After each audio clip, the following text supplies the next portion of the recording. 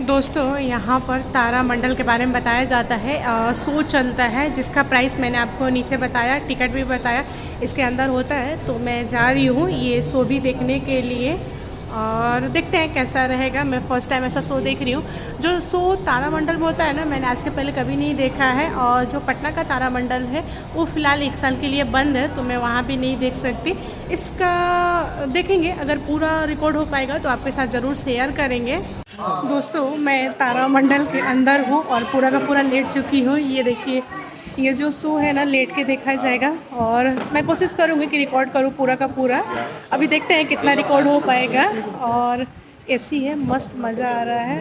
लेटी हूँ मैं, आपको बैक कैमरे से दिखाती हूँ। ऐसा लग रहा है कि पूरा आसमान दिख रहा है ऊपर और ये कलर चेंज हो रहा है। बाबा बहुत भयानक लग रही हूँ मैं। सौरमंडल का जन्म 4 अरब 60 करोड़ साल पहले महाकाशीय धूल और गैस के संघनित बादलों से हुआ था। आज विशालकाय टेलीस्कोपों की मदद से खगोल विज्ञान ब्रह्मांड में ऐसी घटनाओं को देख पाते हैं। उदाहरण के लिए ईगल नक्षत्र राशि के बारे में प्रशिक्षित कर वे सृष्टि स्तंभ कहे जाने वाले M16 नामक नेबुला का अध्ययन करते हैं।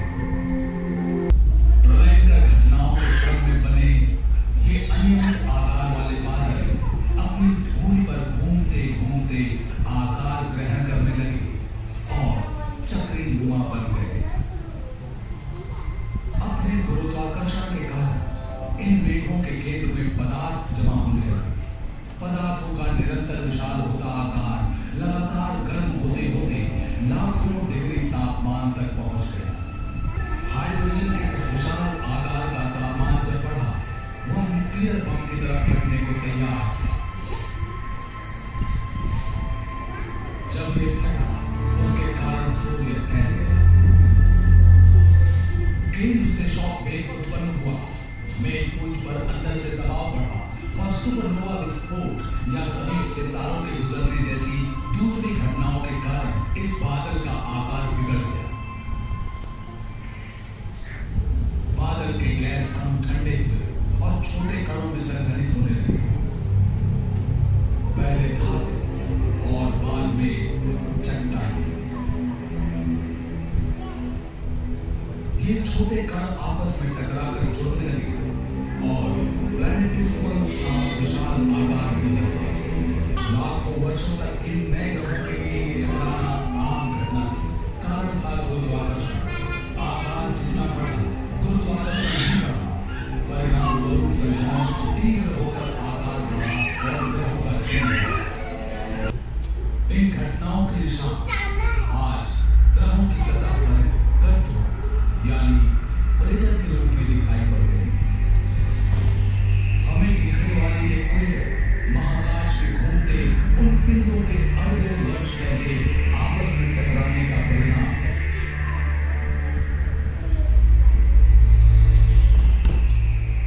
अभी हम चंद्रमा पर हैं। टाइको नाम क्रेटर की ओर जा रहे हैं, जिसका व्यास है 85 किलोमीटर। इसके केंद्र का शिखर खास पहचान है उन टक्करों की। जिन टक्करों के कारण ये बने, उससे काफी सारी धूल अंतरिक्ष में उड़ी। चंद्रमा का पूरा गोलार्ध ढक गया। इसके अवतरण पर 3000 किलोमीटर तक लंबी रेखाएं बन गई, जो आज भी पूर्णिमा की रात धरती से दिखाई देती है। इस चक्करदार रचना को उत्पन्न करने वाले इस ताकतवर झोंके से अनुमानतः 130 लाख मेगाटन ऊर्जा निकलती है। ये अब तक मनुष्यों द्वारा जमा किए गए पूरे न्यूक्लियर हथियार से भी ज्यादा है। अगर हम इस क्रेटर के केंद्र में खड़े हों, तो भी इसके आकार को समझ सकने के लिए इसकी दीवारों से बहुत दूर, मगर 30 किलोमीटर दूर क्षितिज पर एक सुदूर पर्वत श्रृंखला दिखाई देती है। ये सभी क्रेटर अरबों साल पहले महाकाश में घूमते पिंडों के टकराने का नतीजा है। हो सकता है ये चंद्रमा भी सौरमंडल की रचना के प्रारंभ में पृथ्वी पर हुए भयंकर कंपनों का परिणाम हो। इस सिद्धांत के अनुसार मंगल ग्रह जितने बड़े पिंड के पृथ्वी से टकराने से अंतरिक्ष में मलबा फैला। समय के बीतने के साथ गुरुत्वाकर्षण के कारण यह मलबा जुड़ गया और महाकाशीय ग्रह का जन्म हुआ जो पृथ्वी की परिक्रमा करने लगा। लेकिन सिर्फ चंद्रमा पर ही इन प्रारंभिक चोटों के निशान नहीं है। दूसरे छोटे महाकाशीय पिंडों पर भी ये क्रेटर बने हुए हैं। इनमें बड़े उपग्रह भी शामिल हैं। कैलिस्टो बृहस्पति के 4 उपग्रहों में सबसे दूर है, जिसकी खोज गैलीलियो ने सन 1610 में की थी। लेकिन उपग्रह होते हुए भी इसका आकार ग्रहों जैसा है। व्यास लगभग 5000 किलोमीटर, प्लूटो के व्यास से बड़ा, लगभग बुध के बराबर। इसकी सतह पर जाते हुए चांद की तरह इस पर भी हमें धब्बेनुमा क्रेटर दिखते हैं। 4 अरब साल पहले हुए टकराव के पैदाइशी चिन्ह।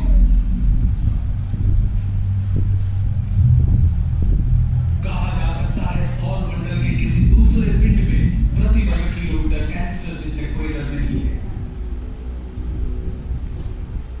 ये विभिन्न आकार वाले हैं। कुछ क्रेटर वॉयेजर 2 और गैलीलियो स्पेस प्रोब से खींची गई हाई रिजोल्यूशन वाली तस्वीरों में मुश्किल से दिखते हैं। तो विशाल एस्पेक्ट नामक क्रेटर भी है, जिसका व्यास 1700 किलोमीटर है, जो पूरे कैलिस्टो का 1/3 है।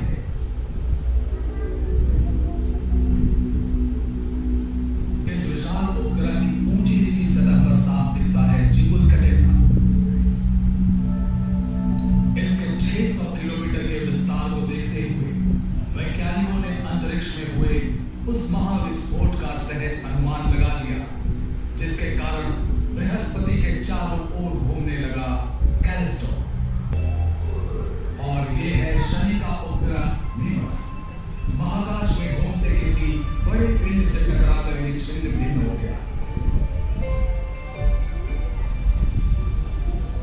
और इस टकराव के कारण बना 130 किलोमीटर चौड़ा और 10 किलोमीटर गहरा गड्ढा।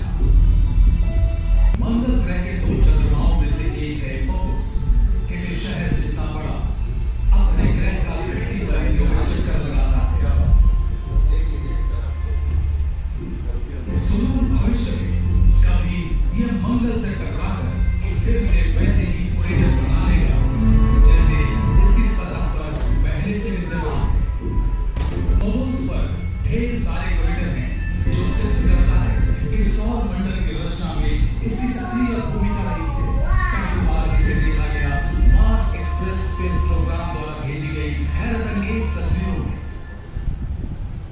बुध ग्रह पर भी इसी तरह के निशान पाए जाते हैं।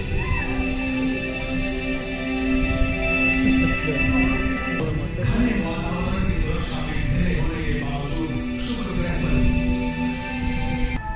24 मार्च 1933 को जीनी और कैरोलिन शूमेकर नामक पति पत्नी ने खगोल विज्ञानी डेविड लीवाई के साथ काम करते हुए अपना 9वां धूमकेतु शूमेकर लीवाई 9 खोज निकाला। उनके आविष्कार की 2 अनोखी विशेषताएं थी। ये धूमकेतु न सिर्फ अलग अलग टुकड़ों में बट गया, बल्कि अन्य धूमकेतुओं के विपरीत इसने सूर्य की नहीं बल्कि बृहस्पति की परिक्रमा की।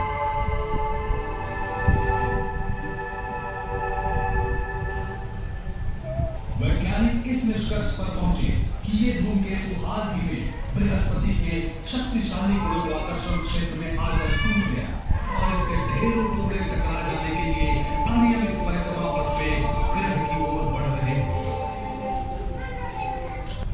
16 से 22 जनवरी 1994 तक दुनिया भर के खगोल विज्ञानी 20वीं सदी की सबसे बड़ी खगोलीय घटना के साक्षी बने, जब 22 बेडौल धूमकेतु एक के बाद एक बृहस्पति से टकराए थे। इनमें से कुछ का प्रभाव कई करोड़ न्यूक्लियर बम जितना था। इस तरह के विस्फोटक प्रक्रिया का सबसे ताजा तरीन प्रदर्शन जो अतीत में इतनी बार हुई कि हमारे सौर परिवार का जन्म हुआ। सौर परिवार के हर पिंड पर ये क्रेटर पाए जाते हैं, तो ये सवाल पैदा होता ही है कि हमारे ग्रह में ही गोलाकार संरचनाएं क्यों नहीं बनी पड़ी? शायद इनका जन्म दूसरे ग्रहों और उपग्रहों से बिल्कुल अलग रहा हो। जरूर इसका कारण था हमारी धरती के 3/4 हिस्से का समुद्र से ढका होना, जिससे उल्काओं के टकराने से गड्ढे नहीं बनने थे। ये भी सच है कि हवा और बारिश के कारण हुए घटाव वनस्पतियों और दूसरे जीवों के विकास ने धरती की सतह की सूरत बदल दी, टकराव के सारे चिन्ह मिटा दिए जिनसे हमारे ग्रह का जन्म हुआ।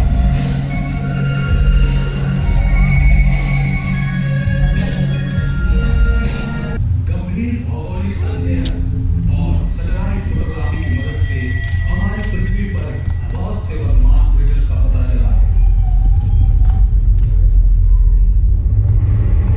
जैसे कि कैनर, जिसका व्यास 100 किलोमीटर है।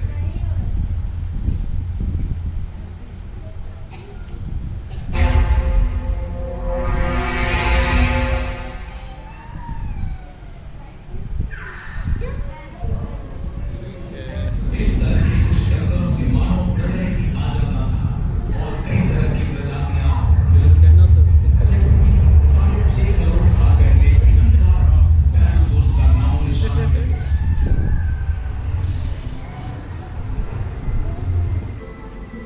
सबूतों के आधार पर ये टक्कर युकातान पेनिनसुला में हुई और चिचुरुक नामक क्रेटर आंशिक रूप से मेक्सिको की खाड़ी में डूबा हुआ मिलता है। लेकिन इस ग्रह के हर हिस्से में हवा और पानी के एक ही तरह के क्षरण या दूसरे जीवों की निरंतर क्रियाओं ने इन निशानों को नहीं मिटाया। ऑस्ट्रेलिया के दूर दराज इलाके में पाया गया एक क्रेटर लगभग 3 लाख वर्ष पहले पृथ्वी पर एक 50,000 किलोमीटर प्रति घंटा की गति वाले उल्का के टकराने से बना था। आज तक धरती पर इस प्रकार के लगभग 170 गड्ढे पाए गए हैं, खासकर उन देशों में जिन्होंने शोध कार्यों में बड़ी राशि खर्च की, जैसे कि यूरोप, उत्तरी अमेरिका और ऑस्ट्रेलिया। कुछ गड्ढे तो हाल ही के बने हुए हैं, जैसे कि सन 1908 में टंगुस्का के साइबेरियन इलाके में बना ये क्रेटर, जब हजारों एकड़ में पहले जंगल बर्बाद हो गए थे, बेतरतीब कटे हुए गिरे गए थे।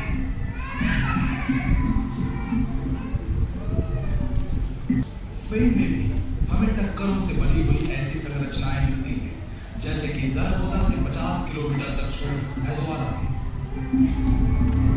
भौगोलिक संरचनाओं से ढका होने के कारण इसका गोल आकार सैटेलाइट से खींची गई तस्वीरों में ठीक से समझ नहीं आता।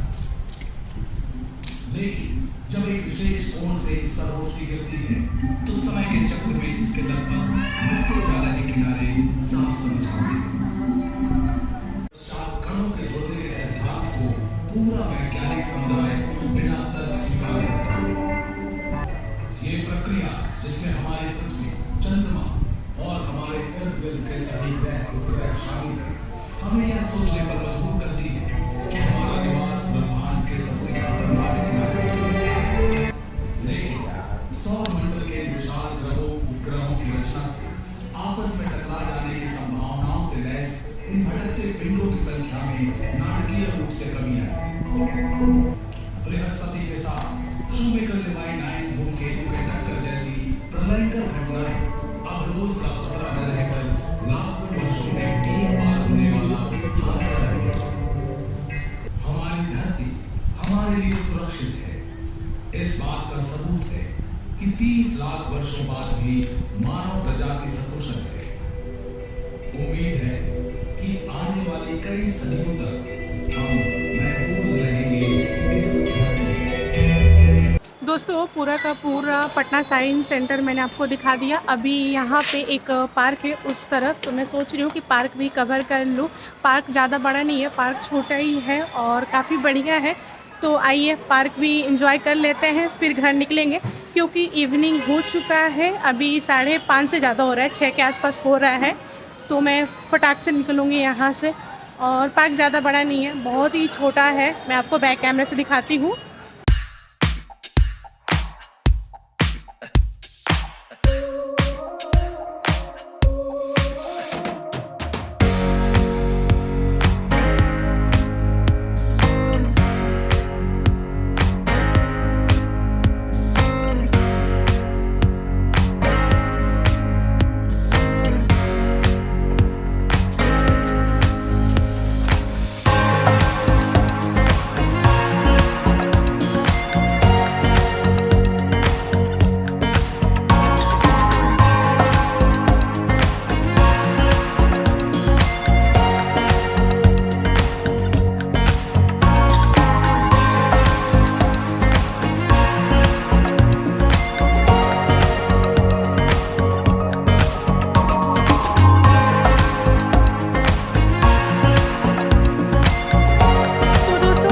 लिए बस इतना ही। ब्लॉग कैसा लगा कमेंट करके बताइए। पटना साइंस सेंटर कैसा लगा ये भी कमेंट करके बताइए। और वीडियो पसंद आए तो लाइक एंड शेयर कीजिएगा। मेरे चैनल पे न्यू आए हो तो चैनल को सब्सक्राइब करना। Thank you.